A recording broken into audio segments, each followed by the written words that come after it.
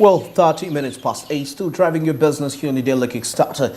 That is Smart Men's Business. And definitely now heading straight into what's happening. That is around the world of entertainment, business and sports. But of course, before we get there, don't forget Zabo, a platform from Altix, which has made your trading experience much more easy and friendly.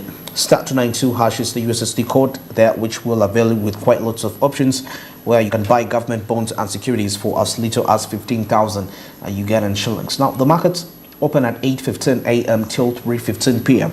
East African time, Monday up to Friday, except from the weekends and the public holidays, where the markets are not, you can't access the markets like today.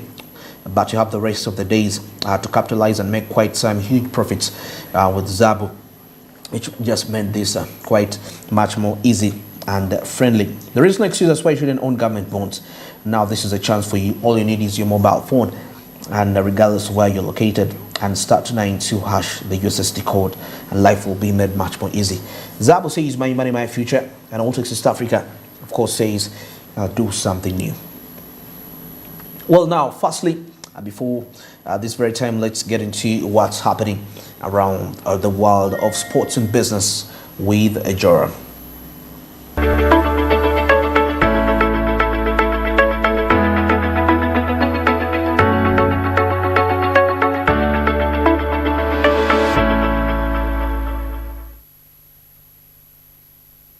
All right, now in the world of sports business, we started off from the African contingent as we started with the East African perspective.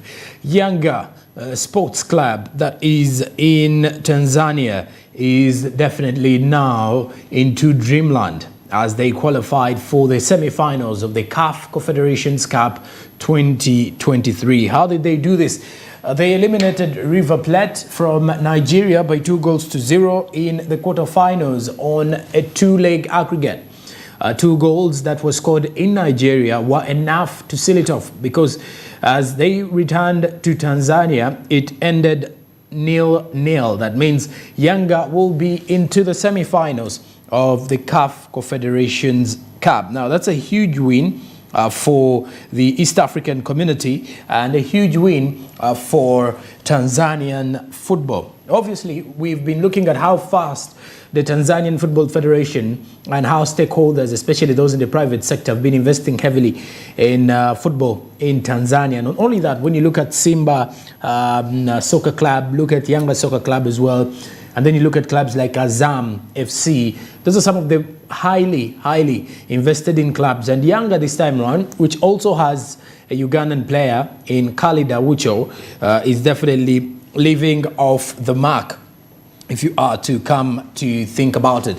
Now, that was the first time an East African team is qualifying for the CAF Confederations semi-finals, if you come to look at this.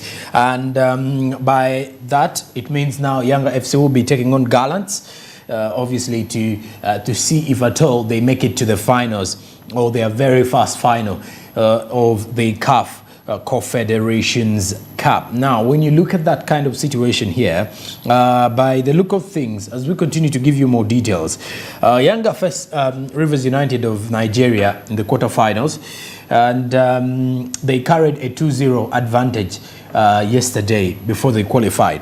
The Tanzanian champions claimed the memorable victory in Uyo, that is Nigeria, courtesy of Fiston Mayele's brace, and they have and now they have a chance to compete favorably for the title, having qualified for the semi-finals.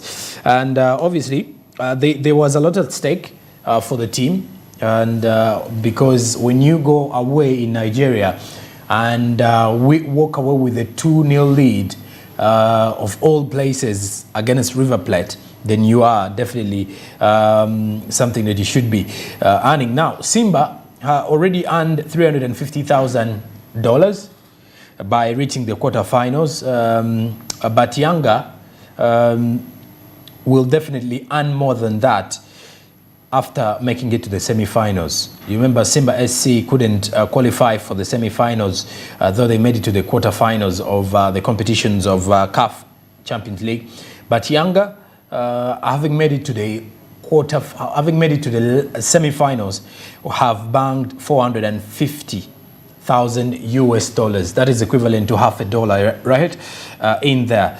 So that is because they made it to the semi-finals of the competition.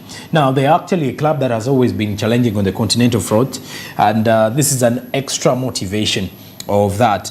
And the Tanzanian president also is set to award every player 5 million Tanzanian shillings. Every player that belongs to the Yanga SC for making it to the semi-finals. So when you get to realize how much that means, they pocketed 10 million Tanzanian shillings for their 2 goals last week. That was when they won in that game that you're actually seeing on the screen, when they won away to Nigeria. Now, the 28-time Tanzanian champions are on the cusp of history if they make it to the final. They've already broken history, or they've already rechanged history by making it into the semi-finals, as it is the first time in their 88-year existence that they have reached the last 4 of a continental competition. So you look at that kind of situation and you see that Yanga are now the region pride in East Africa. When you look at Simba's 1974 heroics, Gor Mahia's winners of the cup, winners in 1987, FC Leopards 1968 semi-finalists, those are the only few clubs that have actually made it to the semi-finals. Simba won reached 1974. Gor Mahia won the by then Confederations Cup that was known as Winners Cup in 1987. AFC Leopards were semi-finalists in 1968. So this clearly shows you that Yanga SC is making some huge history out here, and this goes back to the fact that when you invest well, the investment, there is always quick return to investment, and Yanga SC stepping it up. Of course, when you look at the fact that Simba, the other big competitor of Yanga in the Tanzanian league, made it to the quarterfinals, it's a very huge statement for Tanzanian football, which is ranked among the top 5 strongest leagues in Africa. Not only that, amongst the top 5 most paying leagues on the continent as well. So that clearly shows you that they are not only rated highly on the continent, but they can clearly go beyond with this kind of competition and how they actually striving as much. So you get to realize that that's a big statement for Tanzanian football, where we as Uganda need to clearly benchmark and see how best we can and from there. Now let's head to English football this time around. In our last story coming in from Sports Business this morning, as the English Football League, that is EFL, has decided to meet all 72 clubs to vote on the new Sky broadcast deal, which will be next Friday. Now, the league announced Sky as its preferred bidder on April 3rd, following the issue of invitations to tender earlier in the year. The English Football League said in a statement on Friday afternoon that the EFL has called a meeting of all clubs for Friday, May 5th, 2023, to consider proposals for a new domestic broadcast agreement from 2024-2025 season going onwards. Now, when you look at this particular issue, the league has been in an exclusive month-long negotiating period with the preferred bidder, and at next week's meeting, in a recommendation from the EFL board and commercial committee will be put forward before asking clubs for approval in principle. Now, in accordance, the English Football League regulations, a majority vote of clubs overall and a majority vote of clubs in the championship is required for any proposal to be passed. No further details or comment will be provided on the matter at the current moment. But when you look at the continuous situation, streaming platform DSTV was understood to be keen on a long-term deal, which it felt would help the EFL close the financial gap with the Premier League. Screening all matches under DSTV's plans would have required the EFL making a request to lift the Saturday blockout between 2:45 p.m. and 5:15 p.m.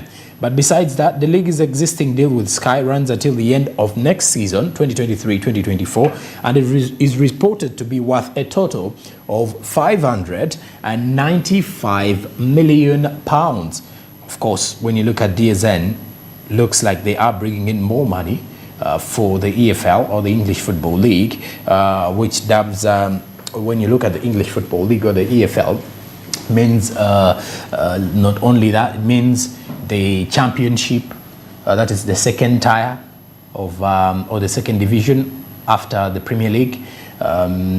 When we're looking at the clubs that are into this kind of competition, the EF is the champion.